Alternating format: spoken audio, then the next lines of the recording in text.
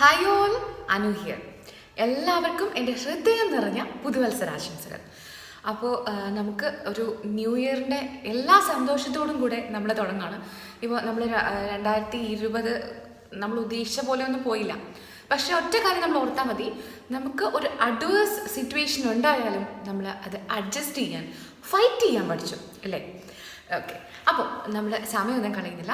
ഇന്നത്തെ നമ്മുടെ വീഡിയോ നിങ്ങൾ ഒരുപാട് പേര് ചോദിച്ച കാര്യമാണ്. അതുപോലെ തന്നെ നമുക്ക് കുറേ പേർക്ക് കൺഫ്യൂഷൻ ഉണ്ടെന്ന് തോന്നുന്നു. നമ്മളുടെ MCQനകത്ത് വന്നേക്കുന്ന അസേർഷൻ റീസൺ ടൈപ്പ് ക്വസ്റ്റ്യൻസ്.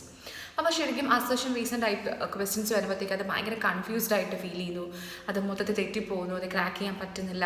അങ്ങനെയൊക്കെയുള്ള നമ്മുടെ എല്ലാ വിഷമങ്ങളും ആ ഒരു സങ്കടങ്ങളും ഇന്നത്തെ ഒരു വീഡിയോ കണ്ടു കഴിയുന്നതോടെ തീരും, എൻ്റെ ഉറപ്പ്. ഓക്കെ, അപ്പോൾ നമുക്ക് എങ്ങനെയാണ് ക്ലാസ് 10 സയൻസിൽ അസേർഷൻ റീസൺ ടൈപ്പ് ക്വസ്റ്റ്യൻസ് ഒരെണ്ണം പോലെ നമ്മുടെ കയ്യിൽ നിന്ന് പോവാതെ നമുക്ക് എങ്ങനെ സോൾവ് ചെയ്യാം എന്ന് നോക്കാം. തുടങ്ങിയാലോ? വീഡിയോയിലേക്ക് കടക്കുന്നതിന് മുമ്പായി നമ്മൾ ഇന്ന് ശരിക്കും എന്താ ചെയ്യാൻ പോകുന്നതെന്ന് വെച്ച് കഴിഞ്ഞാൽ, ഫസ്റ്റ് ഓഫ് ഓൾ ക്വസ്റ്റ്യൻ എന്താണെന്ന് അണ്ടർസ്റ്റാൻഡ് ചെയ്യുന്നു. And assertion reason type questions നമ്മൾ കുറച്ച് സാമ്പിൾ ക്വസ്റ്റ്യൻസ് സോൾവ് ചെയ്ത് നോക്കിക്കൊണ്ടാണ് നമുക്ക് ഇത് എന്താണ് എങ്ങനെയാണെന്ന് മനസ്സിലാക്കാനായിട്ട് പോകുന്നത്. സോ സ്റ്റാർട്ട് ചെയ്യാം.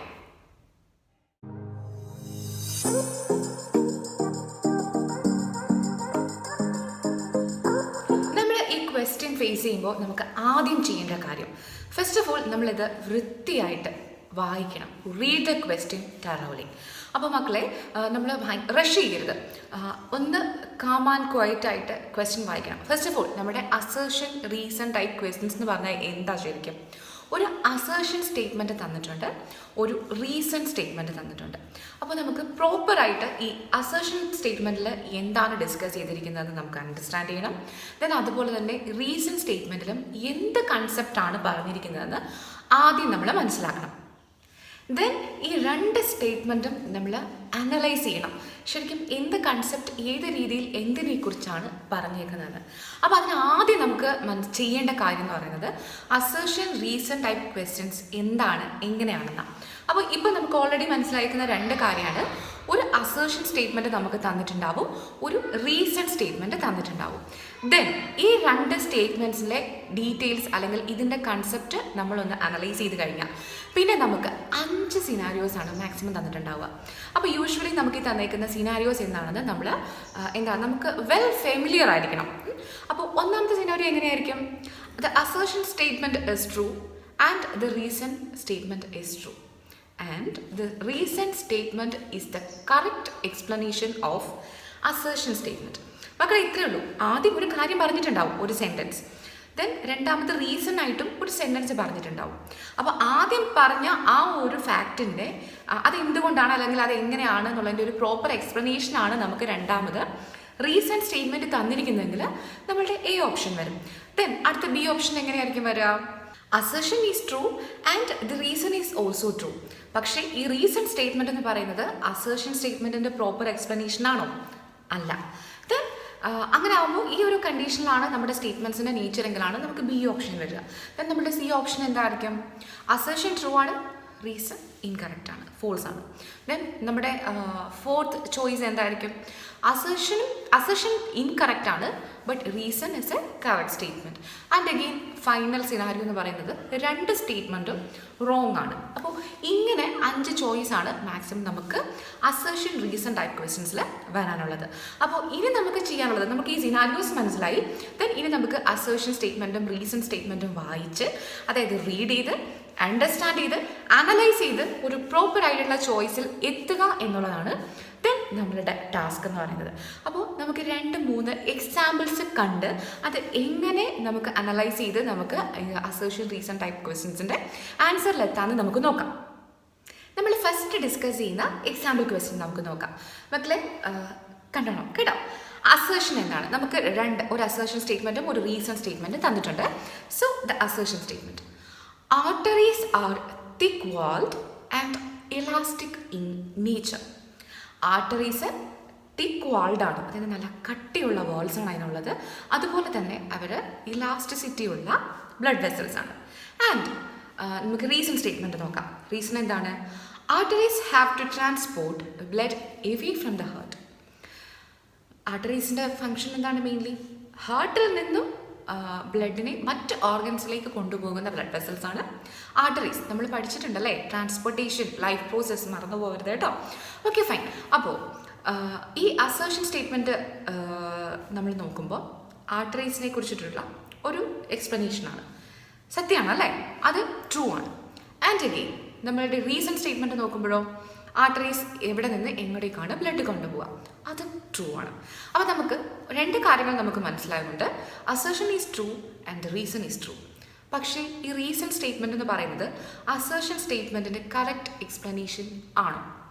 മക്കളെ, എന്തുകൊണ്ടാണ് ആർട്ടറീസ് തിക്ക് വാൾഡ് ആയിരിക്കുന്നതും അവർ ഇലാസ്റ്റിസിറ്റി ഉള്ളവരായിരിക്കുന്നതും? എന്തുകൊണ്ടാണ്? അത് ശരിക്കും ഹാർട്ടിൽ നിന്ന് മറ്റ് അവയവങ്ങളിലേക്ക് ബ്ലഡ് കൊണ്ടുപോകുന്നു എന്ന കാരണം കൊണ്ടാണോ? അല്ല, മറന്നു പോകരുത്. ശരിക്കും ആർട്ടറീസിൽ ബ്ലഡ് പമ്പ് ചെയ്ത് വിടുന്നത് ഹൈ പ്രഷറിലാണ്. അതായത് ഹാർട്ടിൽ നിന്ന് ഹൈ പ്രഷറിൽ ബ്ലഡ് പമ്പ് ചെയ്ത് അങ്ങനെ ഹൈ പ്രഷറിലാണ് ആർട്ടറീസിൽ കൂടെ ബ്ലഡ് ഫ്ലോ ചെയ്യുന്നത്. അപ്പോൾ ഈ ഹൈ പ്രഷറിനെ വിസ്റ്റാൻഡ് ചെയ്യാനായിട്ടാണ് അവർ തിക്ക് വാൾഡായിട്ടും എലാസ്റ്റിസിറ്റി ഉള്ള ഒരു നേച്ചറും കാണിക്കുന്നത്. അപ്പോൾ ശരിക്കും assertion is true, reason is true, but reason is not the proper explanation of assertion. അപ്പോൾ ഇങ്ങനെ വരുമ്പോൾ ശരിക്കും നമുക്ക് ബി ഓപ്ഷനാണ് വരിക. നമുക്ക് ഒരു ക്വസ്റ്റ്യനും കൂടെ നോക്കാം. അസേർഷൻ സ്റ്റേറ്റ്മെന്റ് ഇതാണ്: aluminium oxide is an amphoteric oxide. Reason എന്ന് പറയുന്നത് നമുക്ക് തന്നിരിക്കുന്നത് they react with acids as well as bases to form salt and water. അപ്പോൾ മക്കളെ, നമ്മൾ എവിടെയാണ് പഠിച്ചത്? മെറ്റൽസ് ആൻഡ് നോൺ മെറ്റൽസിൽ ആംഫോട്ടറിക് ഓക്സൈഡ്സ് പഠിച്ചിരുന്നു അല്ലേ? അലുമിനിയം ഓക്സൈഡ് മെയിൻ എക്സാമ്പിളൊക്കെ ആയിട്ട്. അപ്പോൾ ആംഫോട്ടറിക് ഓക്സൈഡ് എന്താണ്? അലുമിനിയം ഓക്സൈഡ് ഒരു ആംഫോട്ടറിക് ഓക്സൈഡ് ആണെന്നാണ് ആദ്യം പറയുന്നത്. എക്സാമ്പിൾ അത് കറക്റ്റ് ആണോ? അതെ. രണ്ടാമത് പറയുന്നത് they react with acid as well as base to form salt and water. അപ്പോൾ അലുമിനിയം ഓക്സൈഡിനെ എന്തുകൊണ്ടാണ് ആംഫോട്ടറിക് ഓക്സൈഡ് എന്ന് വിളിക്കുക? അലുമിനിയം ഓക്സൈഡ് ആസിഡുമായിട്ട് റിയാക്ട് ചെയ്യുമ്പോഴും സോൾട്ടും വാട്ടറും തരും, ബേസുമായിട്ട് റിയാക്ട് ചെയ്താലും സോൾട്ടും വാട്ടറും തരും. അതായത് ആസിഡുമായിട്ട് റിയാക്ട് ചെയ്യുന്ന സമയത്ത് അലുമിനിയം ഓക്സൈഡ് ഒരു ബേസായിട്ട് ആക്ട് ചെയ്യും, ഒരു ബേസുമായിട്ട് റിയാക്ട് ചെയ്യുന്ന സമയത്ത് ഇതൊരു ആസിഡായിട്ട് ആക്ട് ചെയ്യും. അപ്പോൾ ശരിക്കും നമുക്ക് അസേർഷൻ സ്റ്റേറ്റ്മെൻറ്റും കറക്റ്റാണ്, റീസൺ സ്റ്റേറ്റ്മെൻറ്റും കറക്റ്റാണ്.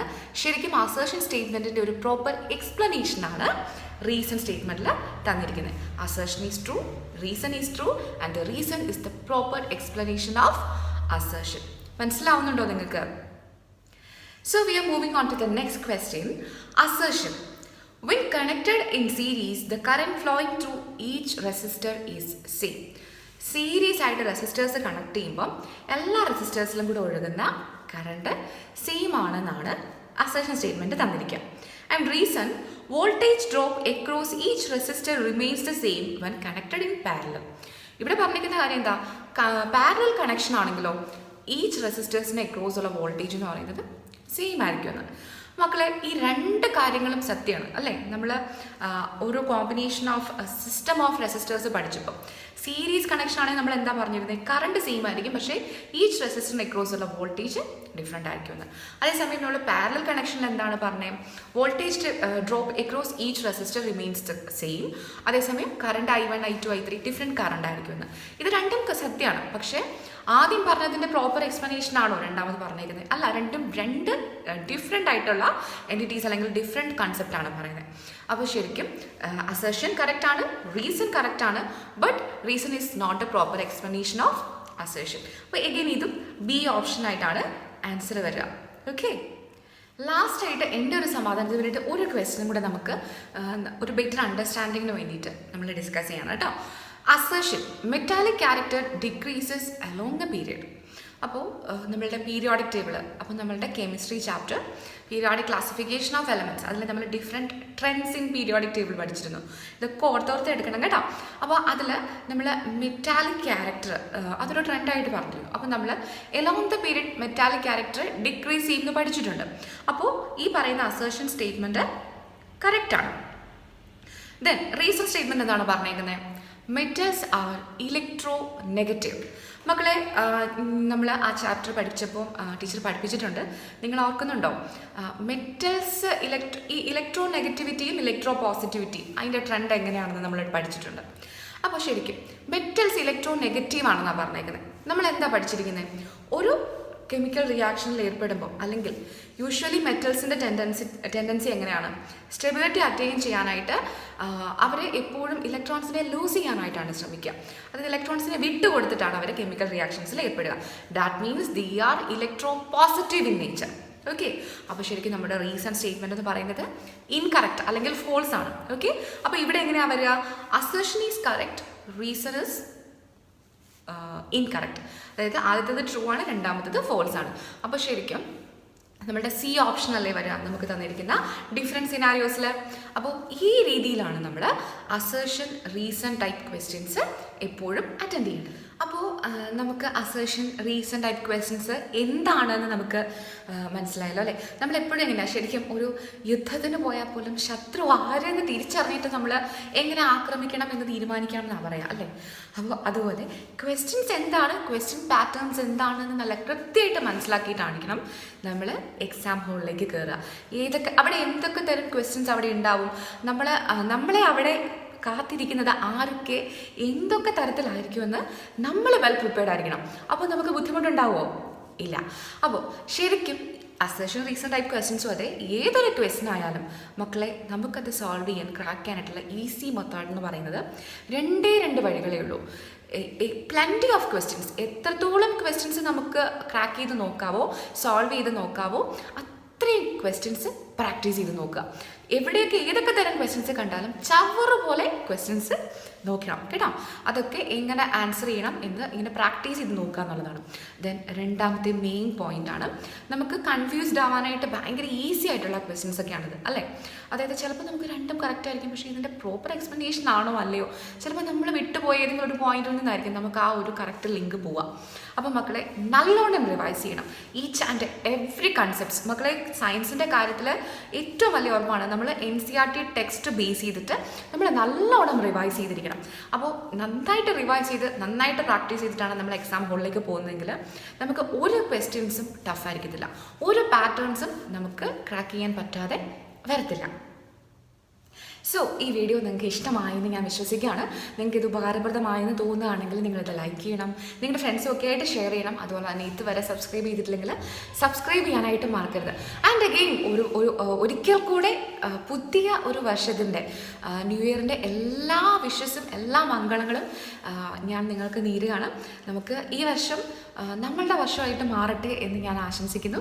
അപ്പോൾ അടുത്തൊരു വീഡിയോയിൽ കാണുന്നത് വരെ എല്ലാവരും സേഫായിട്ട് സന്തോഷമായിട്ട് ഇരിക്കുക. മോഡൽ എക്സാംസ് ഒക്കെ നടക്കുമായിരിക്കും. എല്ലാവർക്കും ഓൾ ദി ബെസ്റ്റ്. അപ്പോൾ അടുത്തൊരു വീഡിയോയിൽ കാണുന്നത് വരെ ടാറ്റാ.